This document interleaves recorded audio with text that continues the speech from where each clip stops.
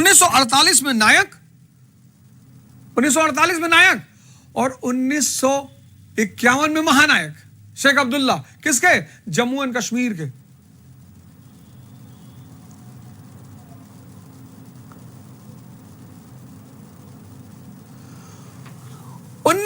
इक्यावन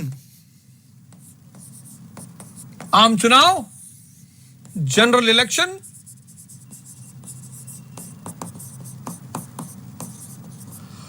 और शेख अब्दुल्ला बन गए सुपरस्टार। किसके? JNK के। कैसे? एब्सोल्यूट मेजॉरिटी, सब सीट जीत गए। आर्टिकल 370 था ही, स्वायत्तता थी, और इस प्रकार से शेख अब्दुल्ला बन गए कश्मीर के राजा।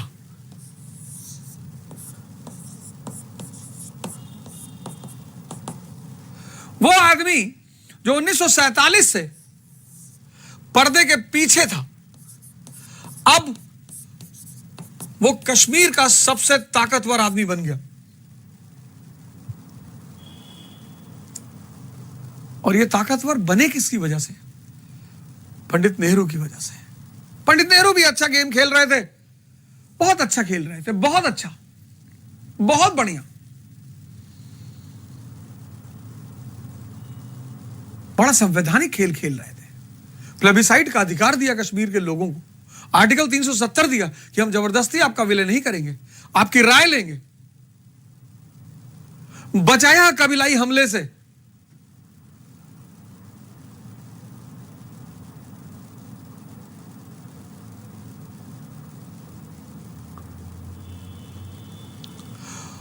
और इस परिस्थिति में जब शेख अब्दुल्ला बने राजा,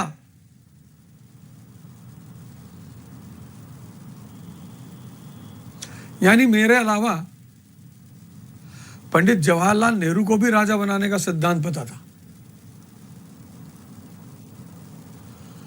अब इस परिस्थिति में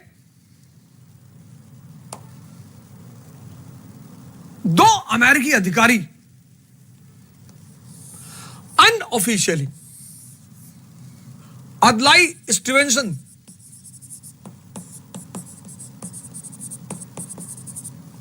और लॉय हेंडरसन,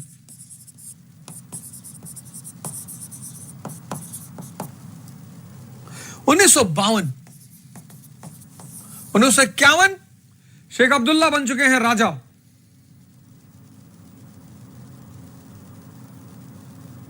उन्नीस सौ 51 शेख अब्दुल्ला बन चुके हैं राजा, और 1952 दो अमेरिका के अधिकारी अनऑफिशियली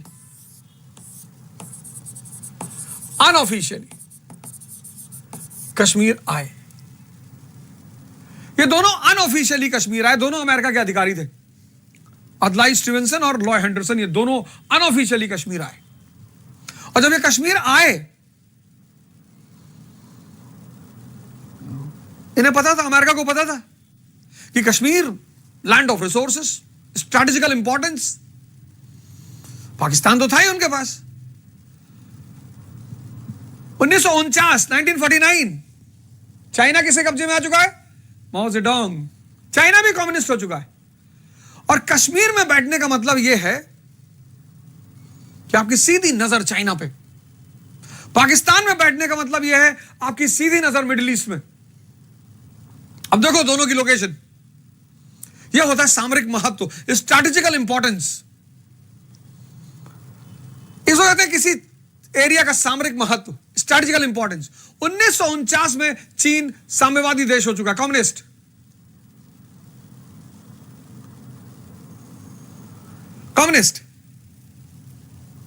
अगर कश्मीर अमेरिका के कब्जे में आ जाए, अमेरिका के प्रभाव में आ जाए, तो अमेरिका की सेना कश्मीर से सीधी नजर रखेगी चाइना पे, और अमेरिका की सेना पाकिस्तान से सीधी नजर रखेगी सेंट्रल एशिया और मिडिल ईस्ट पे। और अमेरिकी पूंजीपतियों के लिए निवेश के लिए एक शानदार जगह। और अमेरिका को लगा किसी और से बात करने की जरूरत क्या है, वजीर आजम शेख अब्दुल्ला और ये दोनों आए और इन दोनों ने शेख को प्रस्ताव दिया, कहा कंप्लीट इलेक्ट्रिफिकेशन, पूरी जेएनके का विद्युतीकरण कर देंगे, complete electrification of Kashmir, unconditional financial support, unconditional financial support, बिना शर्त वित्तीय सहायता, promotion to tourism industry, tourism industry को बढ़ाएंगे, and promotion to trade and commerce, व्यापार और वाणिज्य को भी बढ़ाएंगे। लॉय हेंडरसन,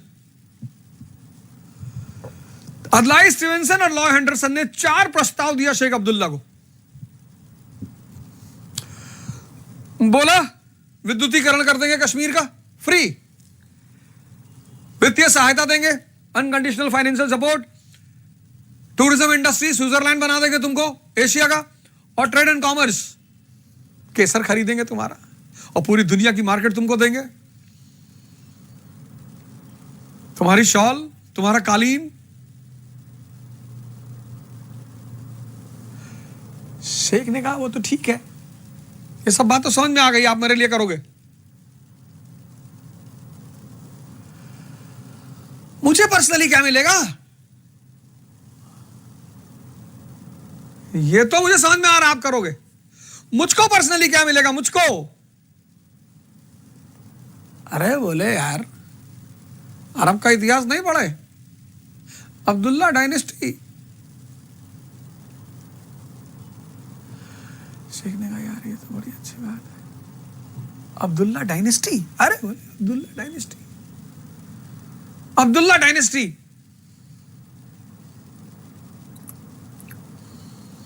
अरे शेख ने कहा कोई टेंशन की बात नहीं,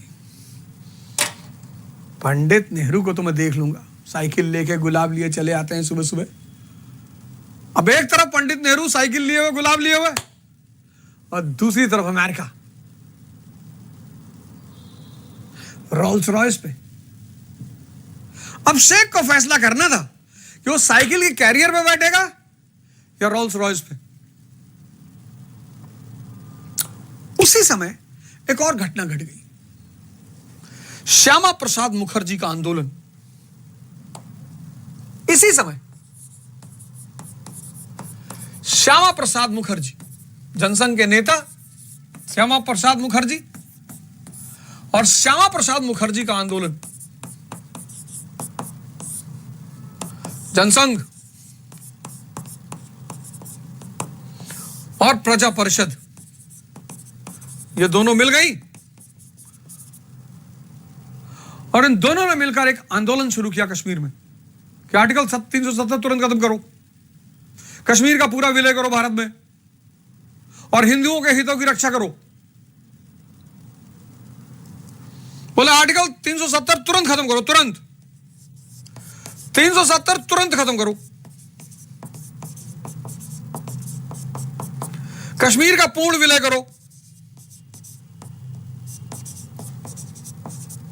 और बोले हिंदुओं के हितों की रक्षा करो।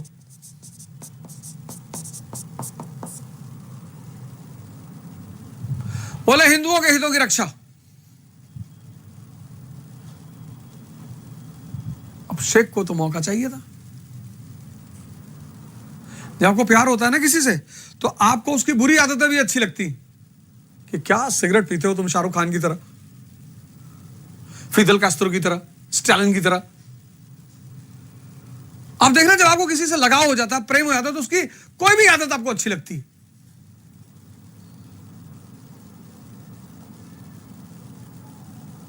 कि यार तुम थूकते ऐसे हो जैसे चांदी बरस रहा हो। लेकिन जब आपका मनमुटाव किसी से होता है तो आप उस व्यक्ति की अच्छी आदत का भी विरोध करते हैं।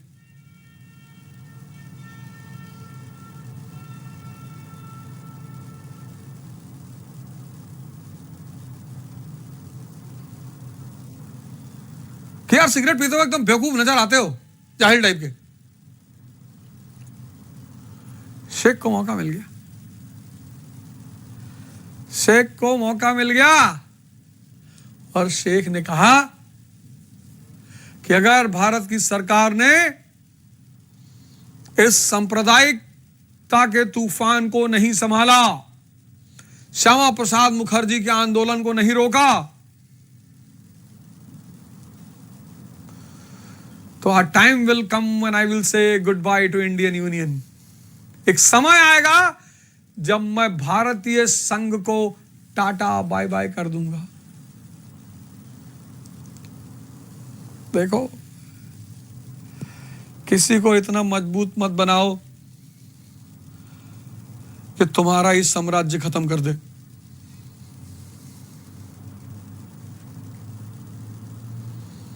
किसी को इतना मजबूत मत बनाओ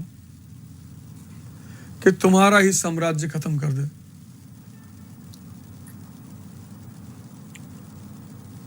इस बात का ध्यान हमेशा रखो। किसी को इतना मजबूत भी मत बनाओ। शेख अब्दुल्ला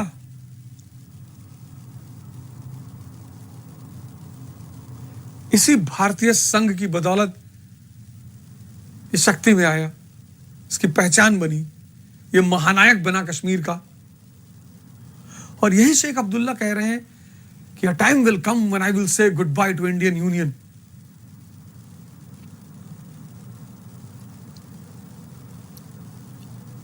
पंडित जी को बुरा लगा कि तुम्हारे लिए क्या नहीं किया मैंने। तुमको प्रधानमंत्री बनवाया जेएनके का, तुम्हारी हर कर्म को सैंक्टिफाई किया, सत्यापित किया, बहुतों की नजर में तुम्हारे लिए मैं विलेन बना।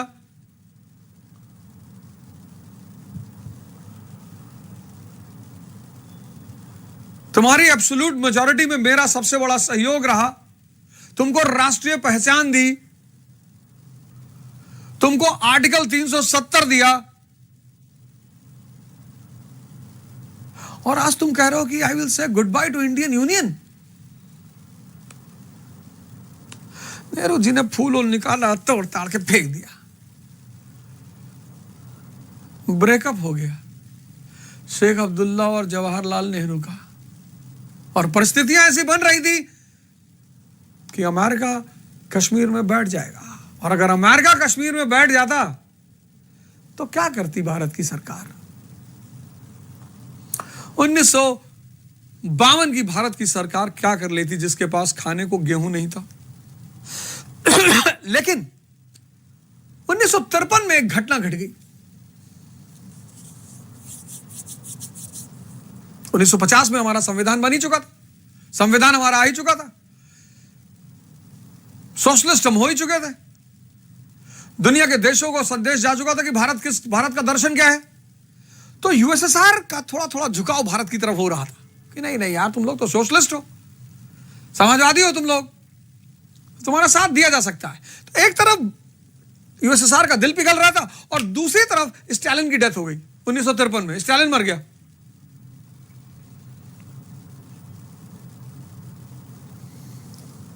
नेहरू जी की किस्मत बड़ी अच्छी थी, तो संविधान आ गया 1950 में, भारत सोशलिस्ट देश, फिलॉसफी क्लियर। तो यूएसएसआर का थोड़ा सा दिल पिघला कि नहीं यार, भारतीय तो इनका दर्शन तो थोड़ा बहुत हमसे मिलता है। और स्टालिन मर गया, रूस को दिखाई पड़ने लगा कि अमेरिका कश्मीर में बैठने के फिराक में है। तो रूस के राष्ट्रपति ने जवाहरलाल नेहरू को फोन किया कि और पंडित जी, हेलो,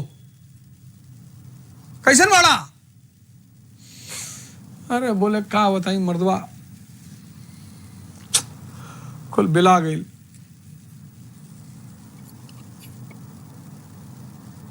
चेहरा के कुल पानी उड़ा ले गई और गोरिया कश्मीर की दगा दे गई। अरे यूएसएसआर ने कहा पंडित जी टेंशन क्यों ले रहे हो, बताओ क्या चाहते हो। तो इसने मेरा दिल तोड़ा है, हम भी इसका दिल तोड़ेंगे। और जैसे ही यूएसएसआर का अनकंडीशनल सपोर्ट मिला पंडित नेहरू को, शेख अब्दुल्ला को अरेस्ट करा लिया 1953 में।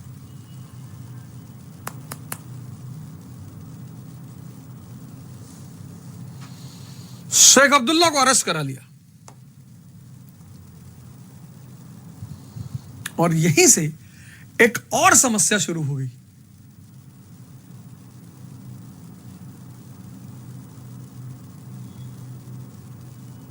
विश्वास टूट गया। अब कश्मीर का नेता था ना शेख अब्दुल्ला, कंप्लीट मेजॉरिटी का नेता था, कश्मीर की जनता का प्रतिनिधि था, तो बिना सॉलिड रीजन के जब उसको अरेस्ट कर लिया, तो यहीं से 1953 में एक और समस्या पैदा हो गई। इंडियन यूनियन और कश्मीर की जनता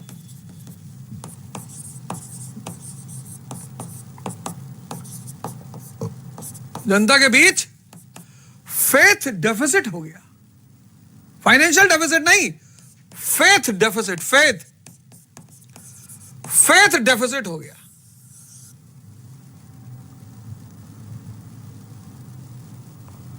वित्त कोषीय घाटा नहीं, विश्वास का घाटा हो गया।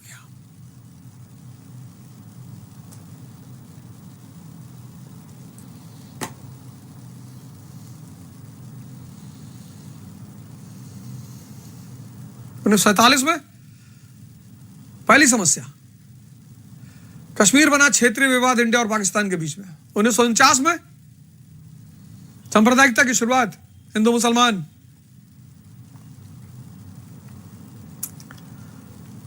1950 में आर्टिकल 370 और 1953 में फेथ डेफिसिट। चार मुद्दे हो गए। 1947 में टेरिटोरियल डिस्प्यूट, क्षेत्रीय विवाद इंडिया और पाकिस्तान के बीच।